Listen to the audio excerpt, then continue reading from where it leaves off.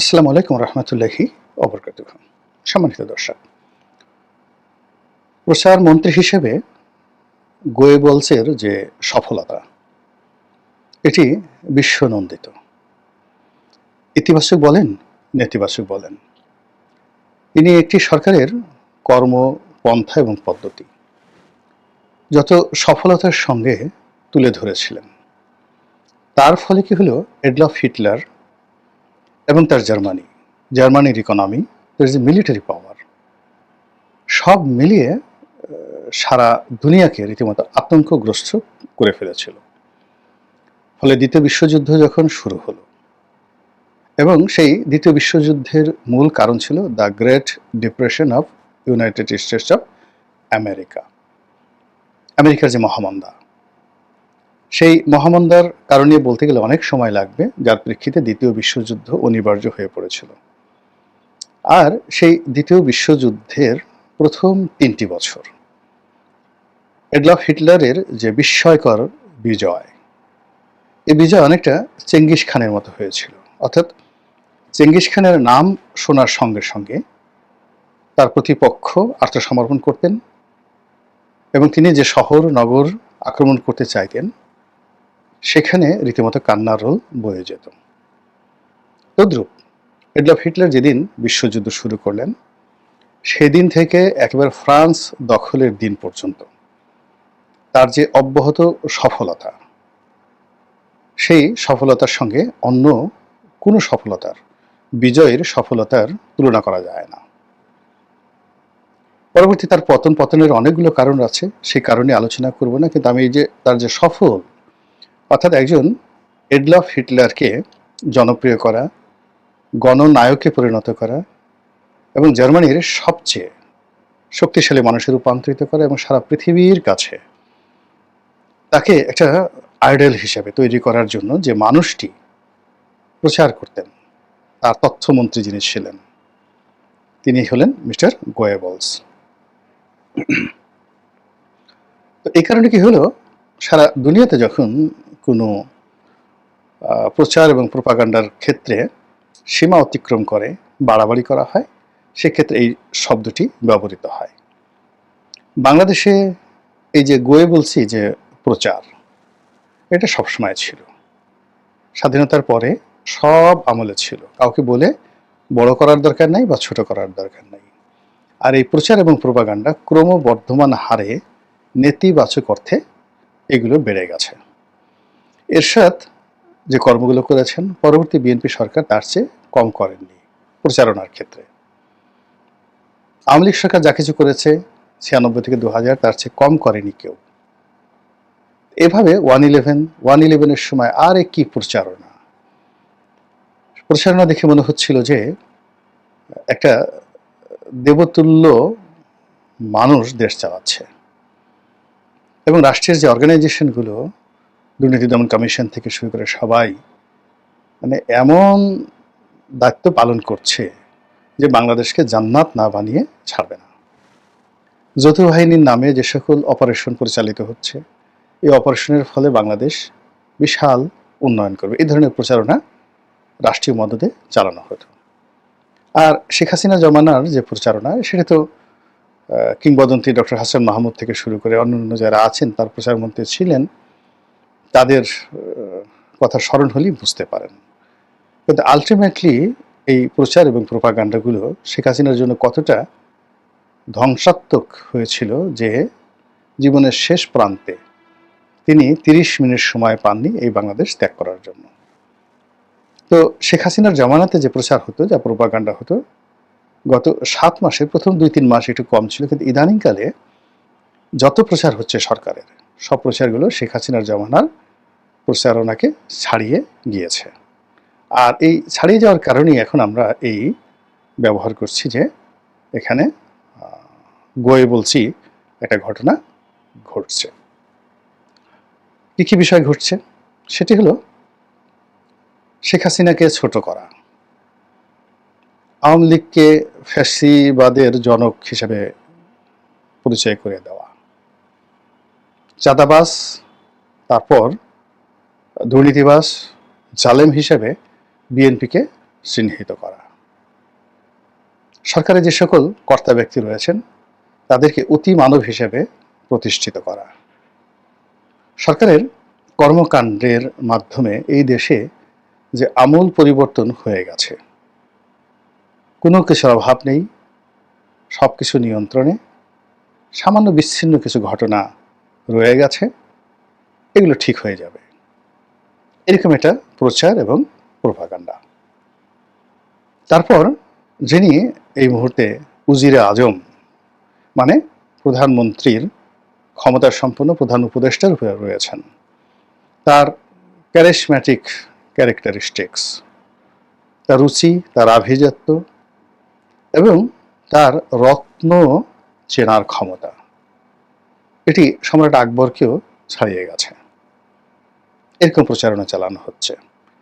তিনি সারা দুনিয়া থেকে যে সকল জুয়েল রয়েছেন, বাঙালি জুয়েল রয়েছেন, রত্ন রয়েছেন, তাদেরকে তিনি ইতিমধ্যে এনেছেন, আগামীতে আরও আনা হবে এবং এ সকল রত্ন দিয়ে একটি সোনার বাংলাদেশ গড়ে তোলা হবে। এমন বাংলা, যে বাংলায় ইস্ট ইন্ডিয়া কোম্পানি আসবে, তারপরে ডাচ কোম্পানি আসবে, ওলান্দাস কোম্পানি আসবে, আমেরিকান কোম্পানি আসবে, সবাই এসে মনের আনন্দে ব্যবসা করবে।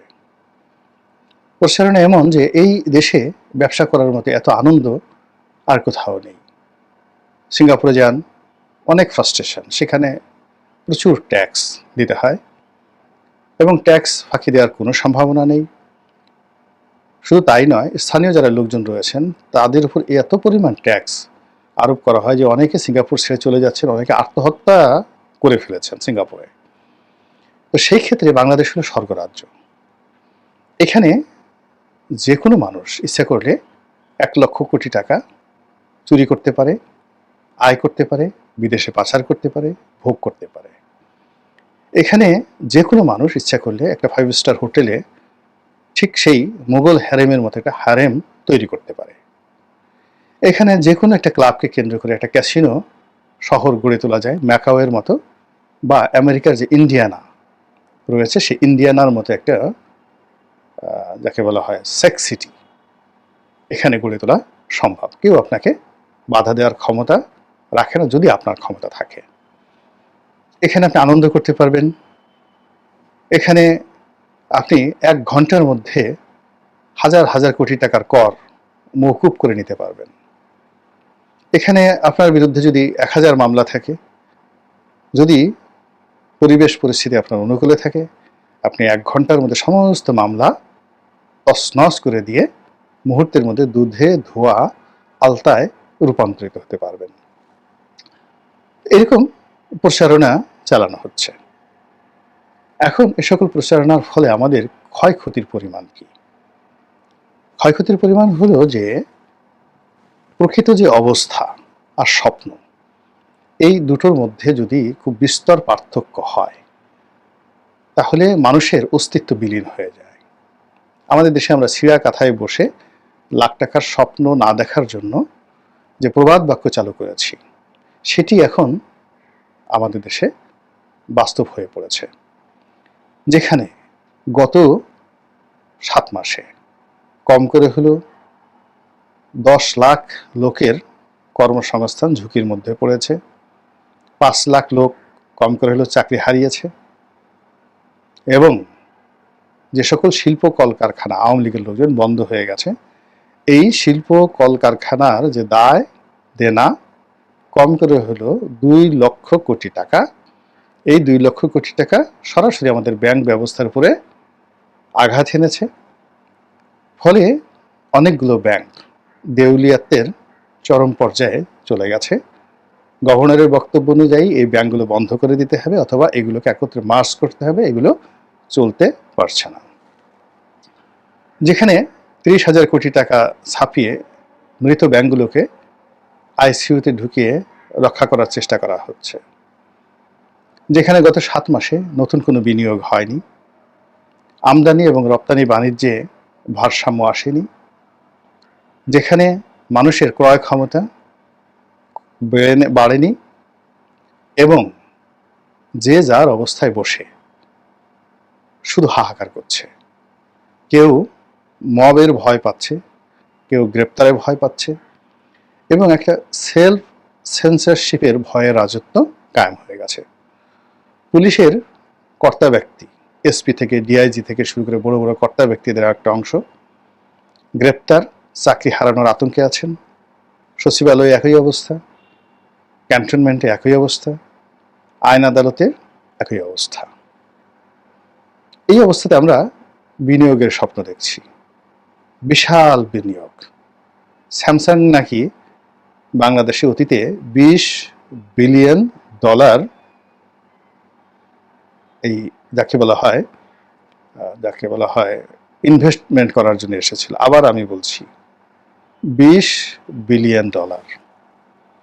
স্যামসাং বাংলাদেশের $20 বিলিয়ন ইনভেস্ট করে কি করবেন বলেন তো?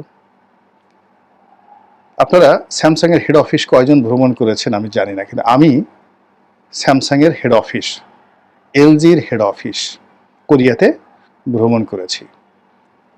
এবং এই যে বাংলাদেশের স্যামসাং এর যত ইলেকট্রনিক্স প্রোডাক্ট আসতো, অলমোস্ট বেশিরভাগ ইলেকট্রনিক্স প্রোডাক্ট স্যামসাং এর আমি আমার যে ফ্রেট ফরওয়ার্ডিং জাহাজ ব্যবসা তাদের মাধ্যমে বাংলাদেশে আসতো বহু বছর।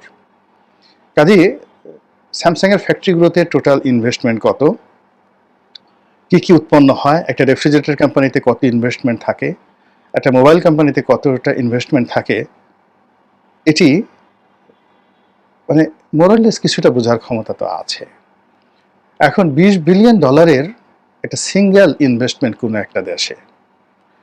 একটা দেশে স্যামসাং তো দূরের কথা, আইফোন মানে অ্যাপেল কোন দেশে $20 বিলিয়ন ইনভেস্টমেন্ট করেছে? চায়নাতে করেছে। একটা প্রজেক্টের নাম দেখান তো। ইলন মাস্ক $20 বিলিয়ন ইনভেস্টমেন্ট করেছে কোন প্রজেক্টে? টুইটার কিনেছে কত টাকা দিয়ে? মানে এই যে কথাগুলো বলা হচ্ছে, আর আমরা মিলিয়ন এবং বিলিয়ন এটাকে সব একত্র করে ফেলছি। খুবই দুঃখজনক, খুবই হতাশাব্যঞ্জক। বলা হচ্ছে আমাদের দেশে ওরকম একটা হাসপাতাল হবে আমেরিকান, এত টাকা ইনভেস্টমেন্ট হবে, এত লোকের কর্মসংস্থান হবে। বলা হচ্ছে যে এরকম যদি চলতে থাকে আগামী কয়েক বছরে 15,000 লোকের কর্মসংস্থান হবে। আরে বাবা, যে অবস্থা চলছে এই অবস্থা যদি চলতে থাকে তো 15 লাখ লোক কর্ম হারাবে। 15 লাখ লোক কর্ম হারাবে, আর আপনি 15,000 লোকের কর্মসংস্থান করবেন। 2 নম্বর হলো, বিনিয়োগ যদি আপনাকে করতে হয় তাহলে তো আপনার ব্যাংকিং ব্যবস্থা থাকতে হবে। এখন $20 বিলিয়ন বাদ দেন, $1 বিলিয়ন, $1 বিলিয়ন বাংলাদেশে ধরুন একটা কোম্পানি ইনভেস্টমেন্ট করবে।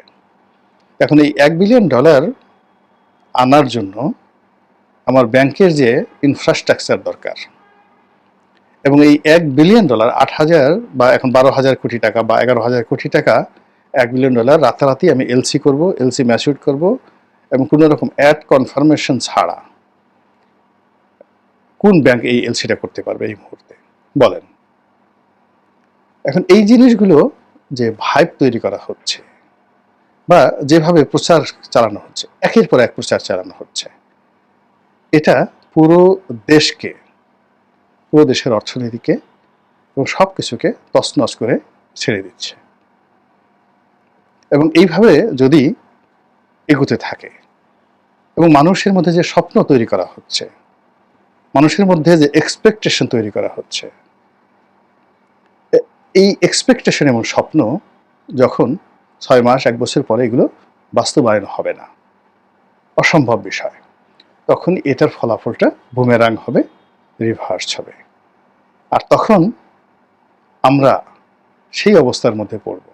আমাদের এখানে 74 হয়েছে দুর্ভিক্ষ, আমাদের এখানে 76-এর মন্বন্তর হয়েছে, বহু দুঃখ কষ্ট আমাদের জীবনে আছে। কাজেই প্রাকৃতিক যে দুর্যোগ, সেই প্রাকৃতিক দুর্যোগের বেশিরভাগই কিন্তু মানব সৃষ্ট। আমরা এখন যে কর্মগুলো করছি সেই কর্মগুলো আলটিমেটলি আমাদেরকে স্বপ্নপরায়ণ, অলস, প্রতিহিংসা পরায়ণ এবং অশ্লীল এবং অশ্রাব্য প্রকৃতির প্রাণীতে পরিণত করে দিচ্ছে। আমরা নিজেরা কর্মহীন হয়ে পড়ছি, আর অন্যের যে কর্মের স্পৃহা, গালাগাল করে, নেতিবাচক কথা বলে, তারপরে আক্রমণ করে, তার সহায় সম্পত্তি ধ্বংস করে, পুরো জাতীয় অর্থনীতিকে আমরা তছনছ করে ছেড়ে দিচ্ছি।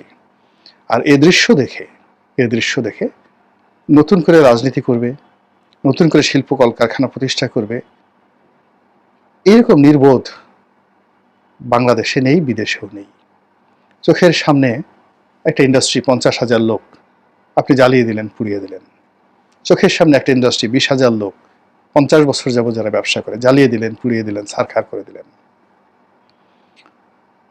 চোখের সামনে বাটার মতো প্রতিষ্ঠানে লুটপাট হলো, কেএফসির মতো প্রতিষ্ঠানে লুটপাট হলো, পিজা হাটের মতো প্রতিষ্ঠান লুটপাট হলো। আর আপনি স্যামসাংকে বাংলাদেশে আনবেন, এলজির ফ্যাক্টরি বাংলাদেশে করবেন, টেসলার কোম্পানি বাংলাদেশে করবেন, স্টারলিংকের স্যাটেলাইট বাংলাদেশে বসাবেন। এর চাইতে গোয়েবলি যে প্রচার প্রোপাগান্ডা আর হতে পারে না।